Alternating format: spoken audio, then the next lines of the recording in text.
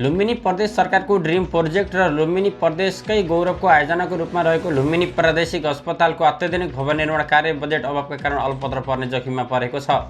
निर्माण व्यवसायीले सम्झौता अवधिभन्दा 6 महिना अगावै काम सम्पन्न गर्ने लक्ष्यका साथ तीव्र गतिमा काम अघि बढाए पनि सरकारले समय भुक्तानी दिन नसक्दा अर्बौंको यो राष्ट्रिय गौरवको परियोजना सङ्कटमा परेको हो। सम्झौता अनुसार समयमै भुक्तानी नभए दैनिक जरिमाना बुझाउनु पर्ने कानुनी प्रावधानका कारण एकातिर राज्यकोषमाथि करोडौँको थप आर्थिक भार थपिँदै गएको छ भने अर्कोतर्फ निर्माण कम्पनीले भुक्तानी नपाए कामै रोक्ने चेतावनी दिएको छ।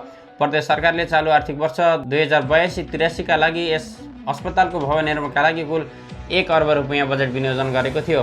तर उक्त विनियोजित रकममध्ये 85 करोड रुपैयाँ अघिल्लो आर्थिक वर्षकै भुक्तानीमा सकिएपछि चालु आर्थिक वर्षका लागि मात्र 15 करोड रुपैयाँ बाँकी रहन गयो, जुन हाल तीव्र गतिमा भइरहेको निर्माण कार्यको खर्च धान्न अत्यन्तै न्यून हो।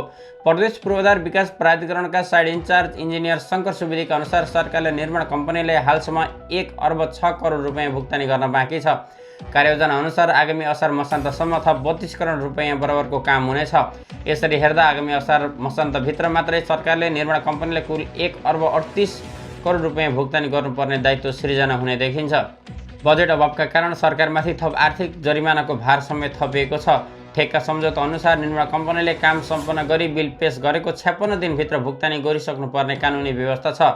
तोकिएको अवधिमा रकम भुक्तानी हुन नसके सरकारले निर्माण कम्पनीलाई बिल रकमको 10% सम्म जरिमाना तिर्नुपर्ने प्रावधान रहेको छ।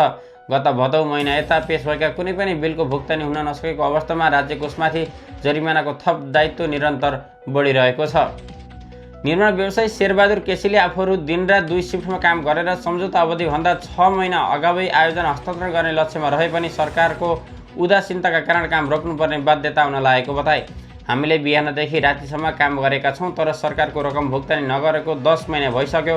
उधारेमा कति काम गर्ने उनले भने। प्राधिकरणका अनुसार निर्माण कम्पनीले लगेको पेक्सी रकम कट्टा गर्दै जाँदा पनि कामलाई निरन्तरता दिन आगामी आर्थिक वर्षमा कम्तीमा सरकारले 2 अर्ब रुपैयाँ बजेट विनियोजन गर्नुपर्ने देखिन्छ। अस्पताल निर्माणमा हाल 10 जना विशेष प्राविधिक सहित 200 जना कामदार दिउँसो र राति गरी 2 शिफ्टमा निरन्तर खटिएका छन्। मुख्य भवनमा 2 तलाको बेसमेन्ट सहित 6 तलासम्म र क्यान्सर भवनको 1 तहको बेसमेन्ट सहित 4 तलासम्मको फ्रेम स्ट्रक्चर ढलान कार्य सम्पन्न भइसकेको छ।